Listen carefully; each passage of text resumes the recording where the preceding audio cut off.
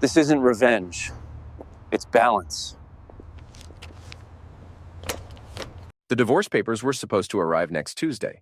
Instead, I found my wife's sister Monica living in our guest room with her 3 kids and a boyfriend I'd never met, eating cereal from our wedding china while complaining about the milk being too cold. "Jamie, honey, could you grab some more towels from upstairs?" my wife Allison called from the kitchen, her voice dripping with that fake sweetness she used when she wanted something. "Monica's kids need to shower before school." I stood in the doorway of what used to be my home office, watching this circus unfold. 3 kids under 10 were bouncing on my leather couch while some guy in a tank top scrolled through Netflix on my 65-inch TV. The same TV I'd worked overtime for 6 months to afford. "Sure thing," I said, forcing a smile, "because that's exactly what I plan to do at 6:30 in the morning." Monica looked up from her cereal bowl, milk dripping from her spoon. "Oh, Jamie, I hope you don't mind us crashing here for a while. Allison said you'd be totally cool with it." "Totally cool," I repeated, my eye twitching slightly. How long is a while exactly? The boyfriend, I think his name was Derek or something equally forgettable, finally looked up from the TV. "Probably a few months, man. Just until we get back on our feet. The economy's rough, you know." A few months. In my 3-bedroom house that I'd been paying the mortgage on for the past 8 years? The house where I used to have a quiet cup of coffee and read the news before heading to my job at the tech company downtown. The job where I spent my days fixing other people's computer problems while secretly owning enough company stock to buy and sell most of my coworkers twice over. The economy, I nodded slowly. Right. Allison appeared in the doorway, already dressed in her sharp business suit. She worked as an office manager at the same company, though in a completely different department. We used to joke about being work spouses and home spouses, back when we still joked about things. "You're being wonderful about this," she said, kissing my cheek with lips that felt like ice. "Monica really needed our help, and I knew you'd understand." I understood plenty. I understood that my wife had made a major decision about our living situation without consulting me. I understood that our grocery bill was about to triple. I understood that my peaceful morning routine was now permanently disrupted by the sound of children screaming and some stranger's morning bowel movements echoing through our thin walls. "Of course," I said, happy to help family. The thing about being married for 7 years is that you develop a kind of radar for BS, and my radar was currently going off like a smoke detector in a barbecue restaurant. Something was wrong with this picture, beyond the obvious invasion of my personal space.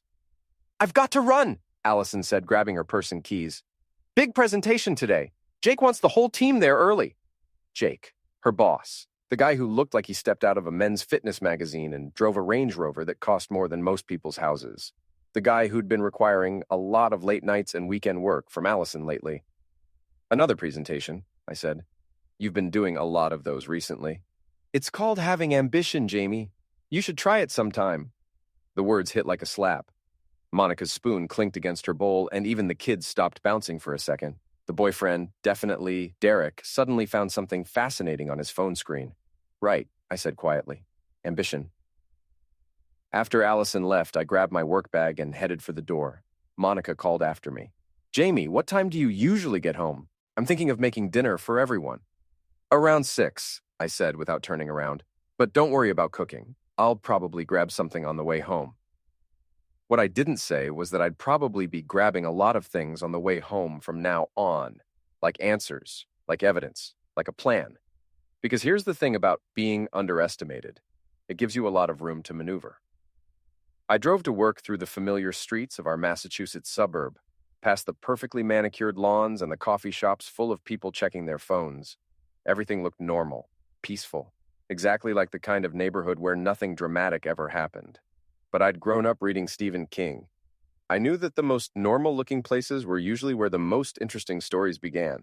At the office, I settled into my cubicle in the IT department and started my day the usual way. Fixing problems that could have been avoided if people had read the manual, answered emails from coworkers who thought urgent meant, "I want this in the next 5 minutes," and generally keeping the technological heart of the company beating. But today, I also did something else. I started paying attention. "Morning, Jamie." Sally, the receptionist, stopped by my desk with her usual cup of coffee and daily dose of office gossip. "Did you hear about the big presentation today?" Jake's got the whole management team working on some new client pitch. Yeah, Allison mentioned it, I said, not looking up from my computer screen. Sounds important. Oh, it is. They've been staying late all week working on it. I saw Jake and Allison leaving together around 9 last night. Very dedicated, those two. My fingers paused over the keyboard. 9 o'clock. That's pretty late. Tell me about it. I don't know how they do it. All that overtime, all those working dinners. Jake even took the whole team out to that fancy steakhouse downtown last Friday. Must be nice to have an expense account. A working dinner. Last Friday. The same Friday that Allison had told me she was having a girls' night with Monica and wouldn't be home until late. The same Friday I'd spent watching Netflix alone, eating leftover pizza and wondering when my wife had become a stranger. Must be nice, I agreed. After Sally left, I sat back in my chair and stared at my computer screen. The pieces of a puzzle were starting to form in my mind, but I couldn't see the whole picture yet. Maybe I was being paranoid. Maybe there was a perfectly innocent explanation for everything, but my gut was telling me otherwise. And after 7 years of marriage, I'd learned to trust my gut more than my wife's explanations.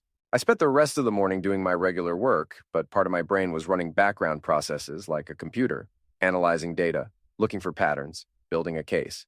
At lunch, I drove to the Rusty Anchor, a dive bar about 10 minutes from the office. It wasn't the kind of place you'd expect to find tech workers, which made it perfect for thinking. The bartender was a guy named Big Mike, who'd been bouncing at various clubs around town for the past 20 years. He had the kind of face that suggested he'd seen everything and wasn't impressed by any of it. Rough day? He asked, sliding a beer across the bar.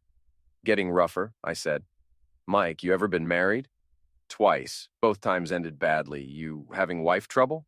I took a long sip of beer. I think my wife might be having an affair. Mike nodded like I'd just told him the weather forecast. What makes you think so? Working late, new clothes, lots of meetings with her boss, and this morning, her sister moved in with us without any warning. 3 kids and a boyfriend. Ah, Mike said, wiping down a glass. The old distraction play. Bring in chaos so you can't focus on what's really happening. Is that a thing? Brother, I've seen every trick in the book. Women who are cheating either become super guilty and try to make it up to you with extra attention, or they start picking fights and creating drama so they can justify what they're doing. Sounds like your wife went with option 2. I stared into my beer. So what do I do?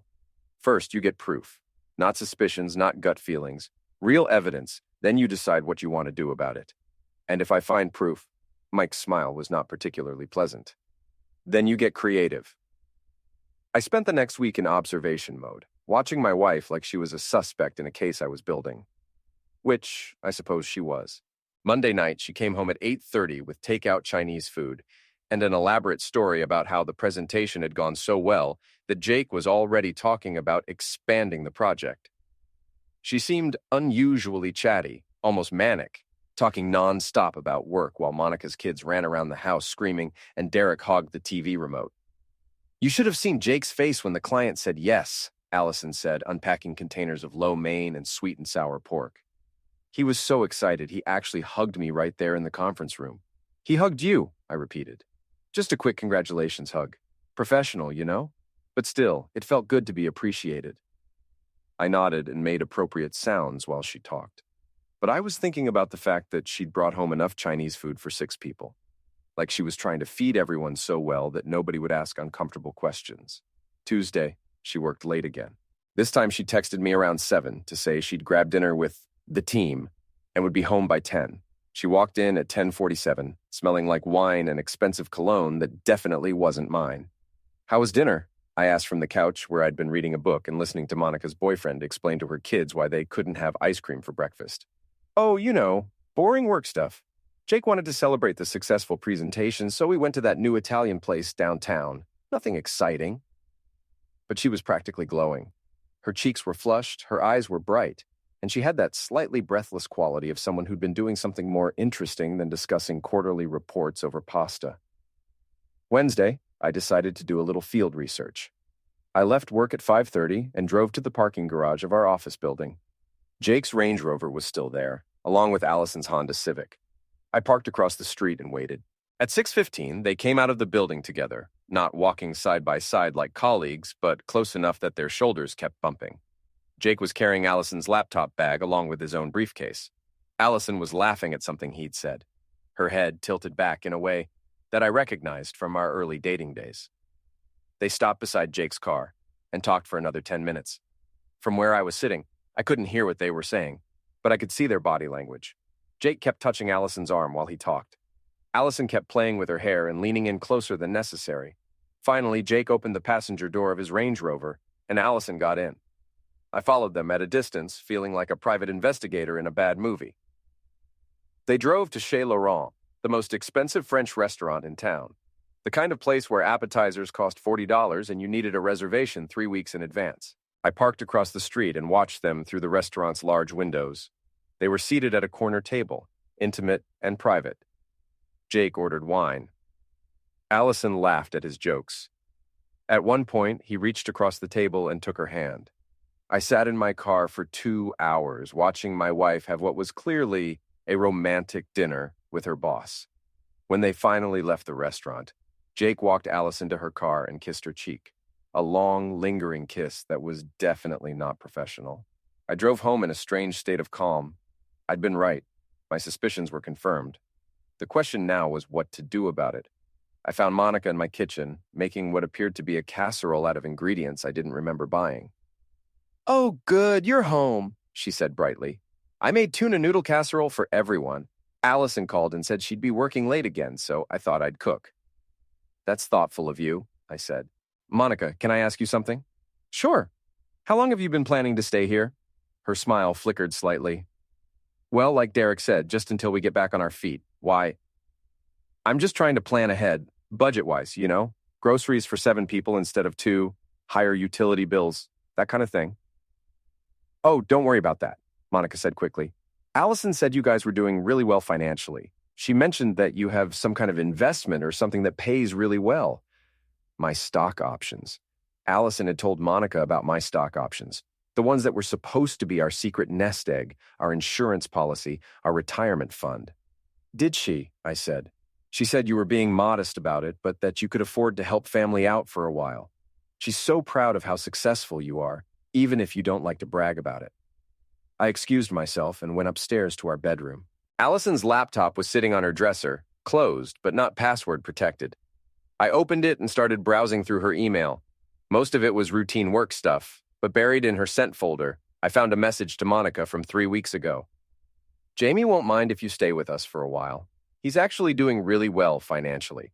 He has stock options from his company that are worth a lot more than he lets on. Don't worry about expenses, we can handle it. Besides, it might be good to have some company around the house." 3 weeks ago. She'd invited Monica to stay with us 3 weeks ago, right around the time her late nights with Jake had started becoming a regular thing. I kept digging and found something even more interesting, a series of emails between Allison and Jake that were definitely not about work. They were careful not to be too explicit, but the subtext was clear. "Looking forward to our meeting tomorrow night to discuss the Henderson account." Same here. I've made reservations at that place we talked about." Jay. "Perfect. I'll tell Jamie I'm working late again. He never questions it." Good. See you at 7. Wear that blue dress." Jay. I sat on the edge of our bed staring at the screen. There it was, in black and white. My wife was cheating on me with her boss. She'd invited her sister to move in as cover for her affair, and she was planning to use my money to fund the whole charade. The smart thing would have been to take screenshots, call a lawyer, and start divorce proceedings. The sensible thing would have been to confront her immediately and demand an explanation. But I wasn't feeling particularly smart or sensible. I was feeling creative. I closed the laptop and went back downstairs. Monica was setting the table while Derek helped the kids with homework and complained about the noise level. "Monica," I said, "I just realized I never asked what happened with your apartment. Why did you have to move out so suddenly?" She glanced at Derek, who suddenly became very interested in a math worksheet. "Oh, landlord issues. He wanted to raise the rent and we couldn't afford it." "That's terrible. How much was he trying to charge?" Another glance at Derek. It was pretty expensive." "I bet. What was the address? Maybe I know the area." "It was, over on Maple Street. You probably don't know it." I nodded sympathetically. Maple Street. That's funny because I was over there just last week visiting my buddy Tom, and he mentioned that most of those apartments are income-restricted housing. Really affordable, actually. He's been on the waiting list for 2 years. Monica's face went red. Derek suddenly stood up from the table. I'm going to go get some air, he announced, and walked out the back door. Monica, I said gently, what really happened? She burst into tears. Derek lost his job 3 months ago, and we got evicted because we couldn't pay rent. We've been staying in my car with the kids, and I was desperate. When Allison said we could stay here, it seemed like a miracle. And Allison knew you were living in your car? Monica nodded miserably. She said you'd understand because you're such a good guy and that you could afford to help us out. So that was it. Allison had rescued Monica's family to create a distraction, knowing that I wouldn't throw 3 kids out on the street no matter how inconvenient their presence was. It was actually pretty brilliant in a sociopathic kind of way. Monica, I said, how would you feel about staying somewhere more permanent, somewhere you and the kids could have your own space? She looked up hopefully. Do you know of somewhere? I might. Let me make some calls. That night I lay in bed next to my sleeping wife and stared at the ceiling, planning. Allison had created a complicated situation, using her sister's desperation and my own decent instincts against me. But complicated situations could be turned around, if you knew which levers to pull. I was about to become very good at pulling levers. Thursday morning, I called in sick to work and spent the day making arrangements.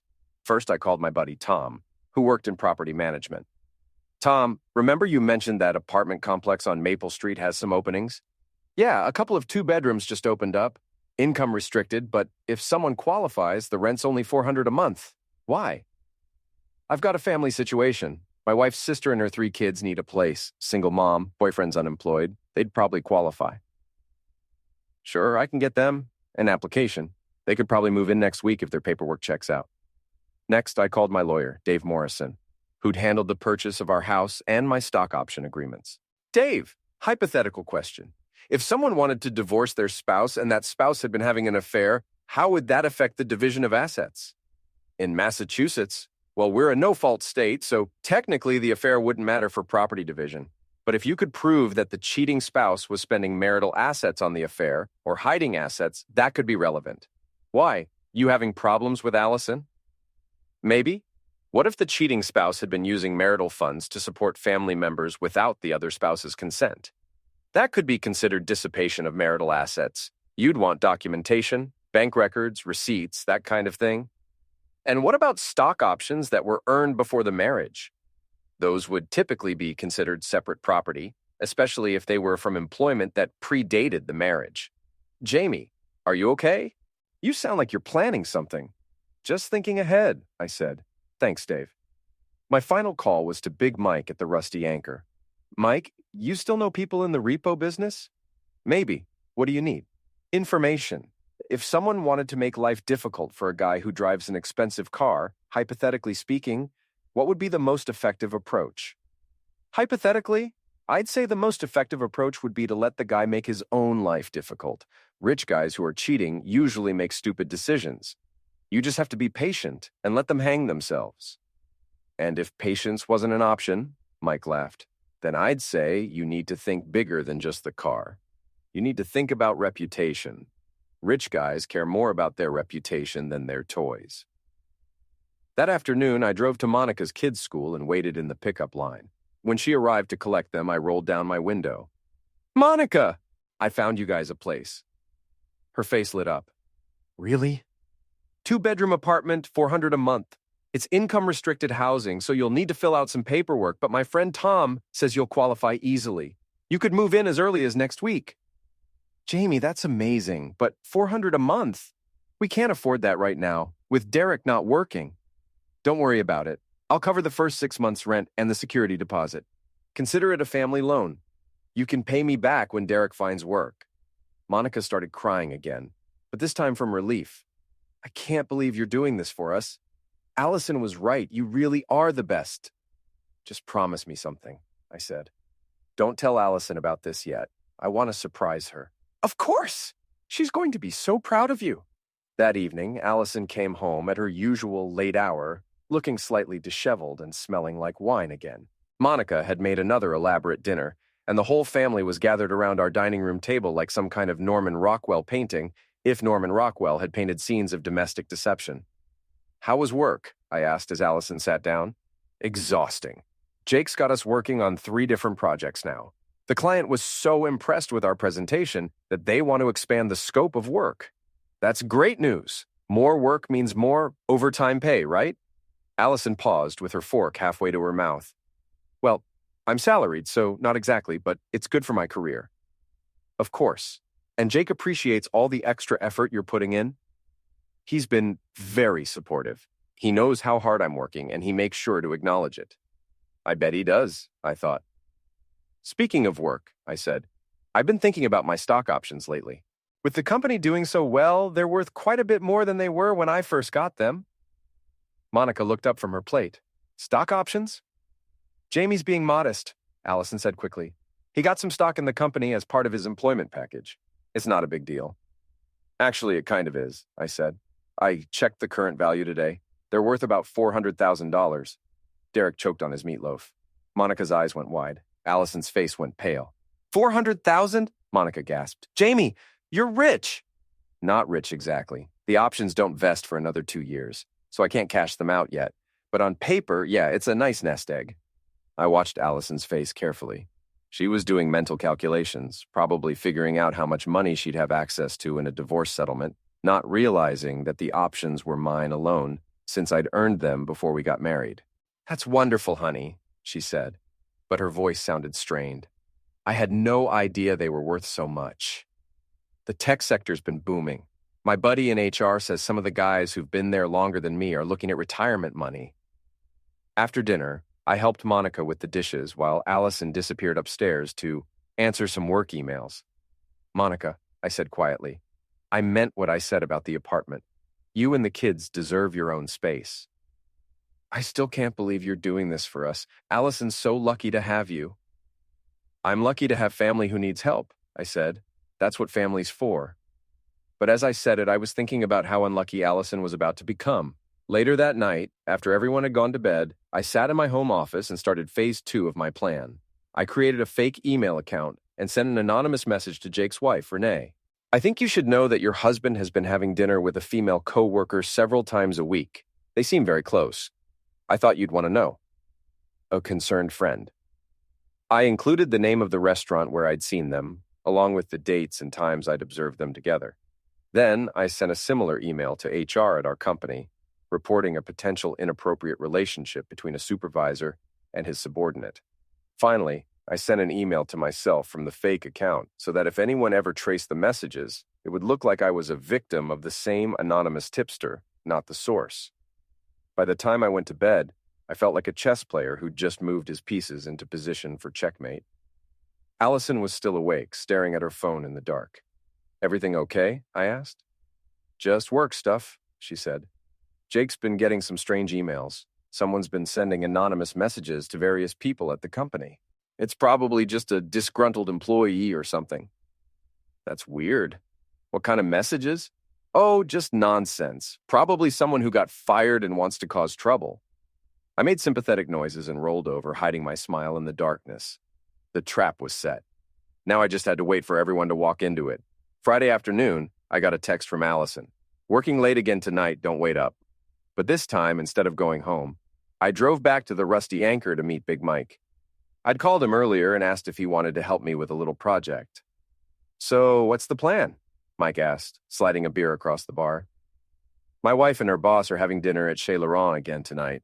I'm thinking it's time they had some company. Mike grinned. What kind of company? The kind that takes pictures.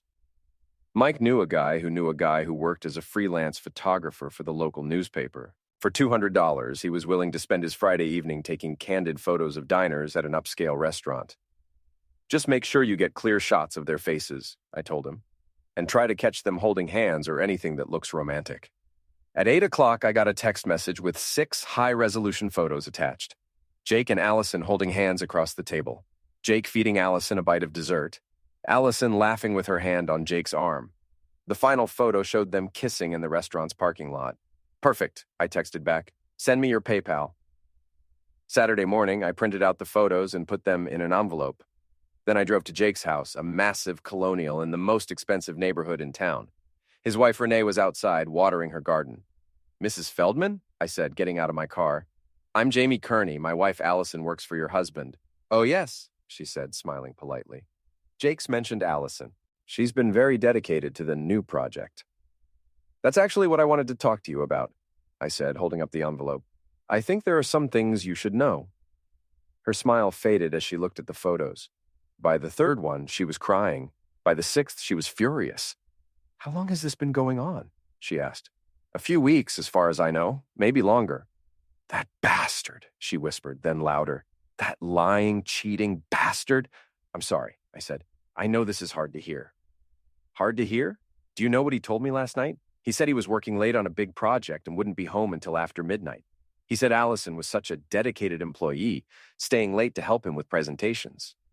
I'm sorry, I said again. Renee wiped her eyes and straightened her shoulders.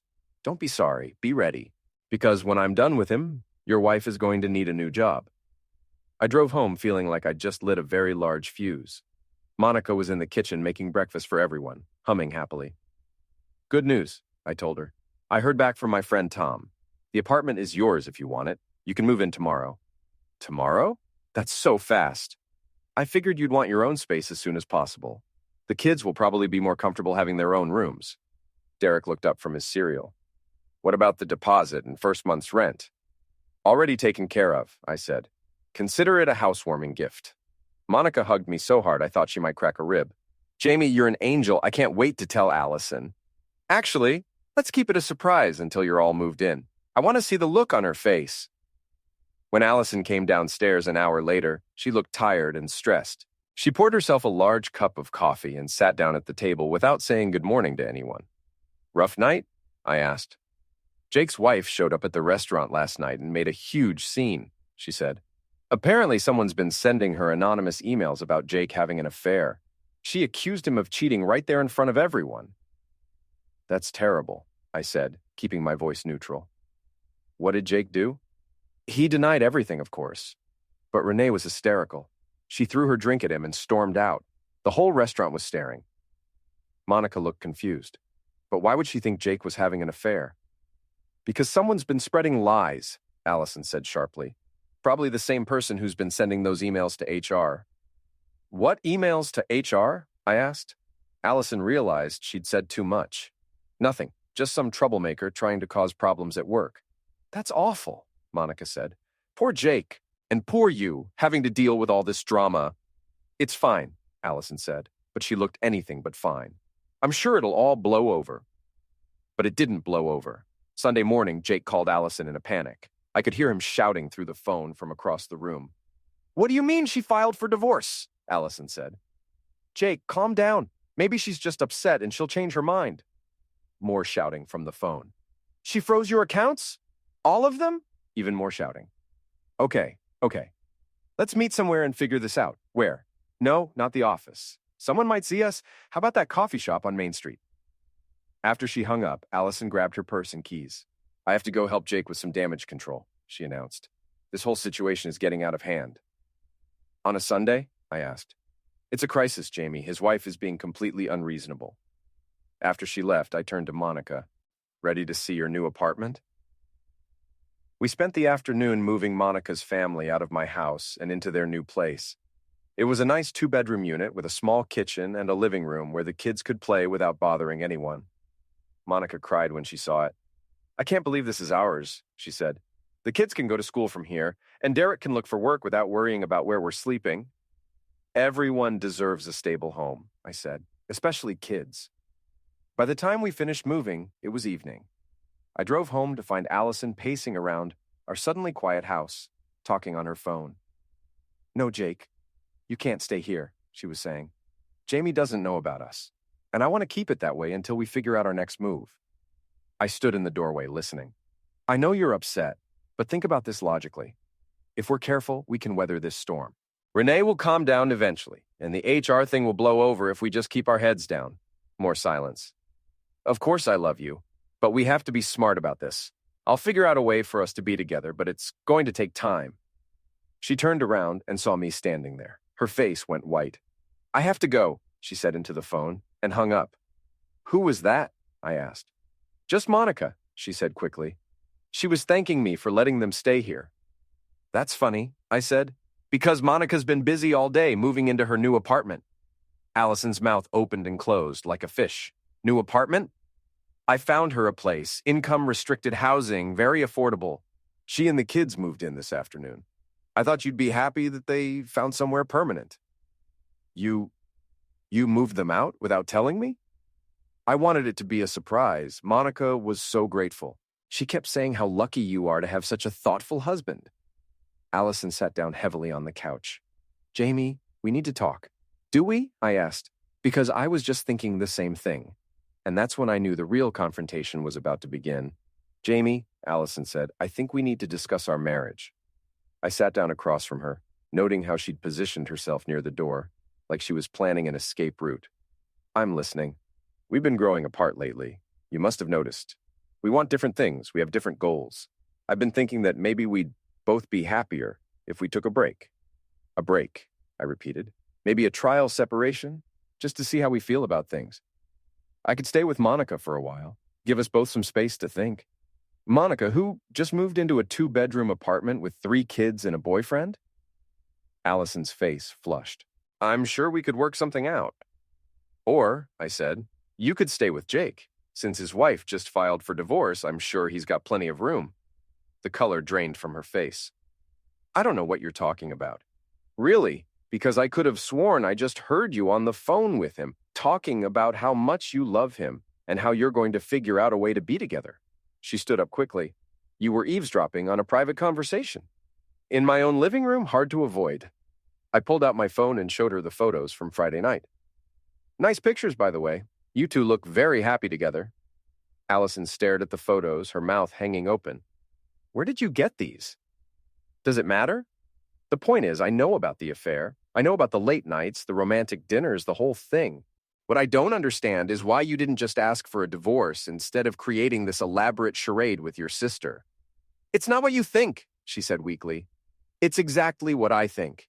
You wanted to have your affair while keeping me as a backup plan. Monica and her kids were cover, a distraction to keep me busy while you figured out whether Jake was going to leave his wife for you, which, judging by that phone call, doesn't seem to be working out so well. Allison collapsed back onto the couch. Jake loves me. He's just scared because of the divorce proceedings. Once things settle down, he's going to realize that sleeping with a subordinate during a messy divorce was probably the stupidest thing he could have done. His wife's lawyers are going to have a field day with these photos. You sent the photos to his wife? Allison's voice was a whisper. I thought she deserved to know what kind of man she was married to. Just like I deserved to know what kind of woman I was married to. Allison started crying. Jamie, please, I made a mistake. I was confused and flattered by the attention and things got out of hand. But it doesn't have to end our marriage. We can work through this. Can we? Because I'm pretty sure you told Monica that I was doing really well financially and could afford to support her family indefinitely. I'm pretty sure you've been planning this for weeks, using my money and my kindness to create a situation where you could cheat on me with impunity. I never meant for it to go this far, but it did go this far, and now we have to deal with the consequences. My phone rang. The caller ID showed Jake's name. Should I answer it? I asked Allison. Maybe Jake wants to apologize for sleeping with my wife. Please don't, she begged. I answered the phone and put it on speaker. Hello, Jake. Jamie. His voice was tight with anger. I think you and I need to have a conversation. I'm listening. You've been spreading lies about me and Allison, sending anonymous emails, hiring photographers to follow us around. That's maltreatment, and I'm going to sue you for everything you're worth. I laughed. Sue me for what? Taking pictures of you in a public restaurant? Sending factual information to your wife? Good luck with that. You destroyed my marriage? No, Jake. You destroyed your marriage when you decided to cheat on your wife with your employee. I just documented it. Allison and I are in love. We're going to be together as soon as this mess gets sorted out. I looked at Allison, who was shaking her head frantically. Is that right, Allison? Are you in love with Jake? She stared at me, tears streaming down her face, unable to speak. Because, I continued, it seems to me like Jake's about to lose half his assets in a divorce, plus his job when HR finishes their investigation into his inappropriate relationship with a subordinate. Not exactly the stable future you were hoping for, is it? Jake's voice came through the phone. Allison, tell him. Tell him we're going to be together. Allison looked at me, then at the phone, then back at me. I could see the exact moment when she realized that her fantasy of running off with her rich boss was crumbling around her. Jake, she said quietly, maybe we should wait until things calm down before we make any big decisions. What? Allison, you said you loved me. I do, but Jamie's right. This isn't the best time to... Are you kidding me? I'm losing everything because of you, and now you're backing out? I'm not backing out. I just think we should be practical. Practical? You want practical? Here's practical. I'm about to be unemployed and broke, and you're about to be divorced and homeless. How's that for practical? The line went dead. Jake had hung up. Allison and I sat in silence for a long moment. So, I said finally, how did that work out for you? Don't, she whispered. Don't what? Don't point out that your boyfriend just threw you under the bus the second things got difficult? Don't mention that you're about to lose your job along with your marriage? Don't observe that your brilliant plan has backfired spectacularly? I said don't. Or what? You'll move in with Monica? Oh, wait, you can't because I made sure she has her own place now. You'll get half of everything in the divorce? Sorry, but my stock options are separate property since I earned them before we got married. You'll find another job? Good luck explaining why you left your last position. Allison stood up, her face twisted with rage. You bastard! You planned all of this, didn't you? Moving Monica out, sending those photos, setting us up. You manipulated everything. I documented everything, I corrected. There's a difference. I didn't make you have an affair. I didn't make Jake cheat on his wife. I just made sure there were consequences. You destroyed my life. No, Allison, you destroyed your own life. I just refused to let you destroy mine in the process. She grabbed her purse and headed for the door. I'm leaving. Good idea. I'll have divorce papers drawn up on Monday. She stopped with her hand on the doorknob.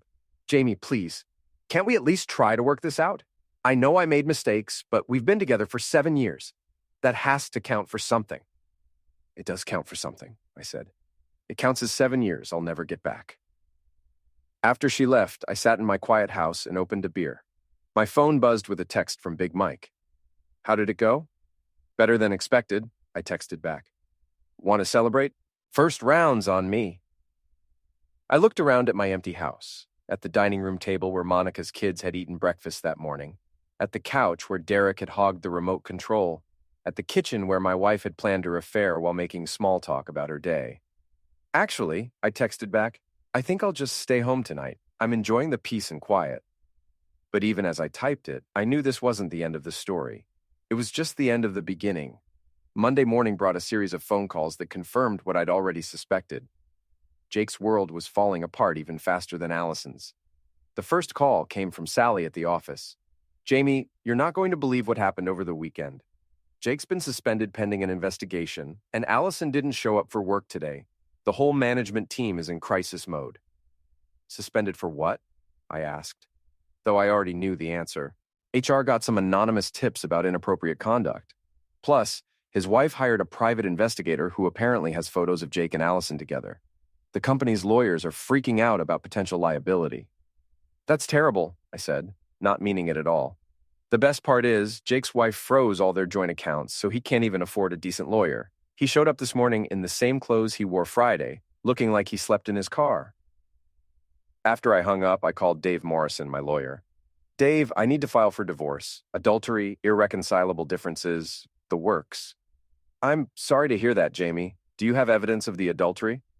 Photos, witnesses, documentation of them using company resources for personal meetings. Plus, I recorded a phone conversation where they both admitted to the affair. Massachusetts is a one-party consent state, so the recording should be admissible. This sounds pretty straightforward.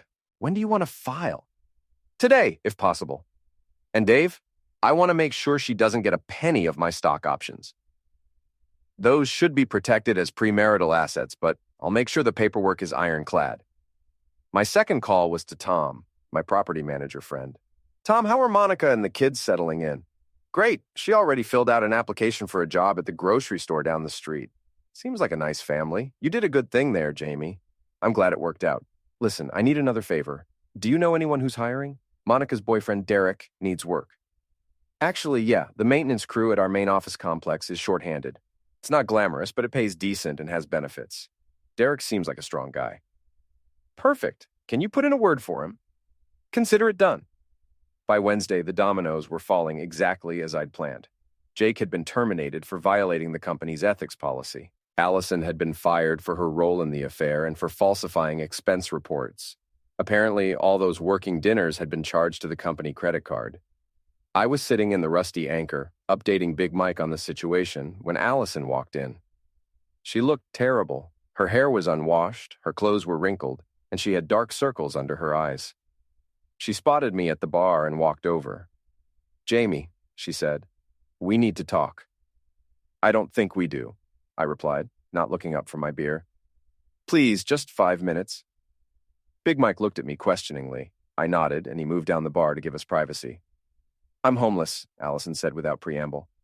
"Jake won't return my calls. I lost my job, and I can't afford a hotel room. Monica says there's no room at her place." "That's unfortunate," I said. "I know you hate me right now, but I'm begging you. Can I please just stay in the guest room for a few days until I figure something out?" I turned to look at her. "You want to move back into my house? After cheating on me, lying to me, and trying to steal my money?"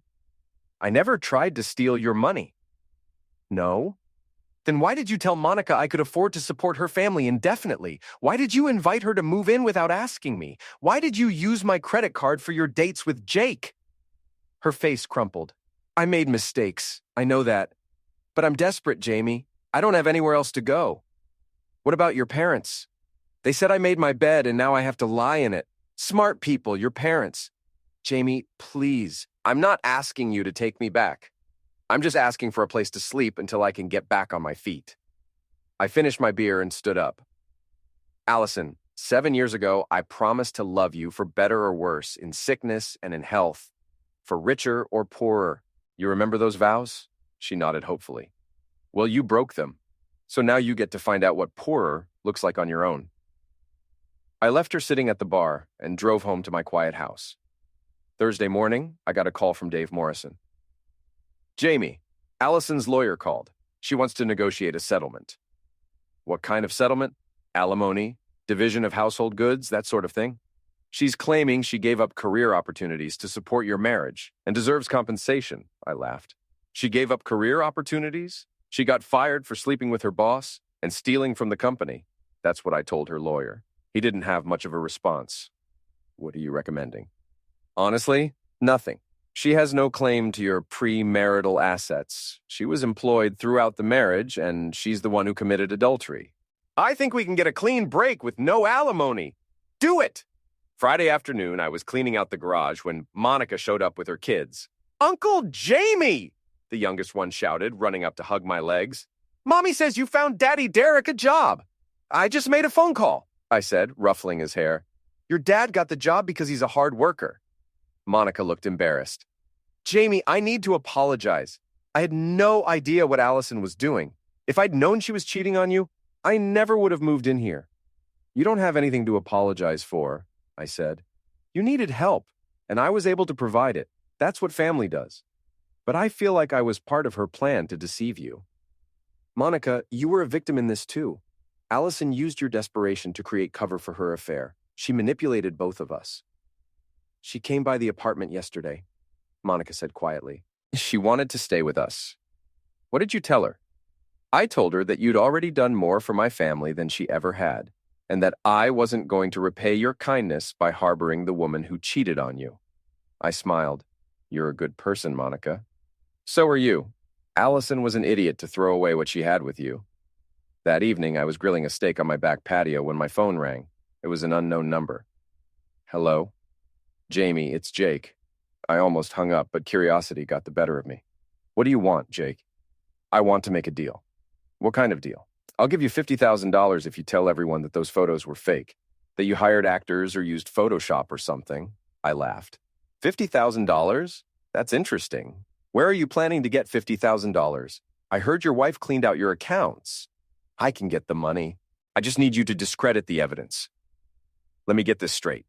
You want me to commit perjury and fraud so that you can get your job back and save your marriage. I'm desperate, Jamie. My wife won't talk to me, my kids won't see me, and I can't find work anywhere in town. Word's gotten around about what happened. That's what happens when you sleep with your employee, Jake. Actions have consequences. You destroyed my life. No, Jake. You destroyed your life when you decided my wife was more important than your family. I just made sure everyone knew about it. He hung up on me. Saturday morning, I was reading the newspaper on my front porch when a car pulled into my driveway. Allison got out carrying a suitcase. "Jamie," she called, walking up to the porch. "I'm leaving town." "Good for you," I said, not looking up from the sports section. "I got a job in California. Customer service for a tech company. It doesn't pay much, but it's a fresh start." "Congratulations."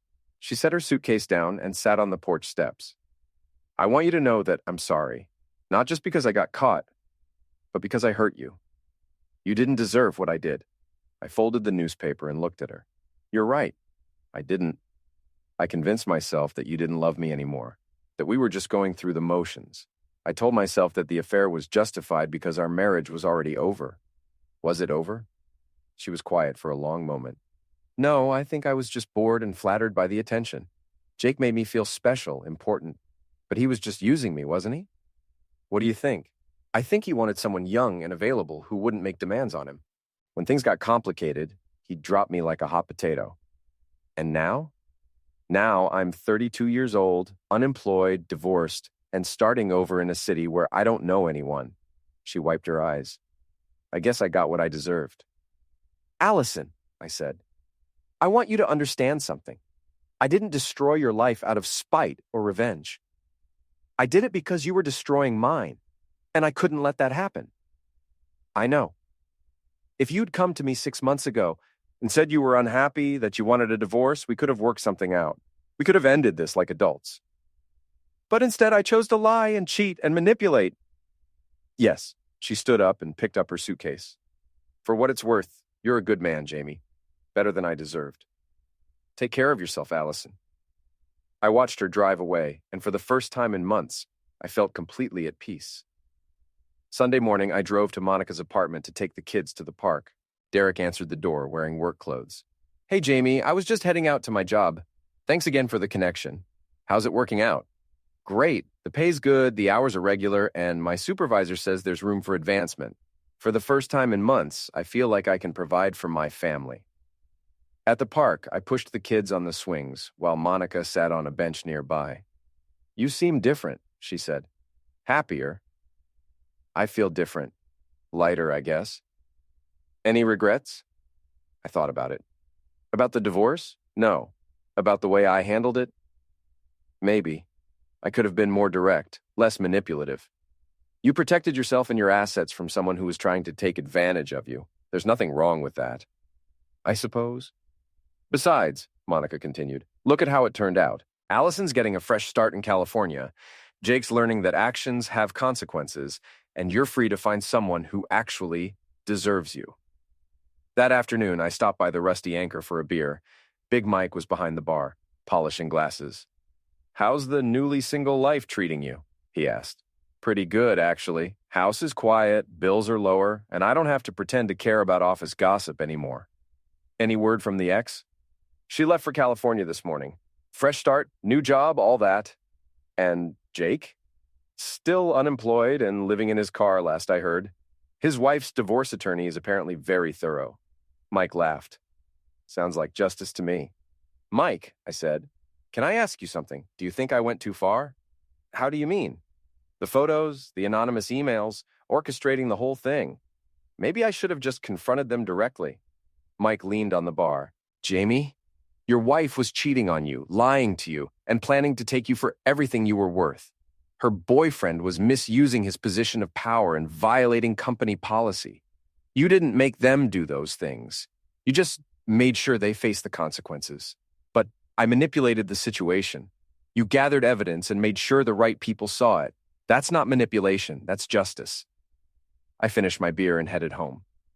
As I pulled into my driveway, I noticed that my neighbor, Mrs. Henderson, was working in her garden.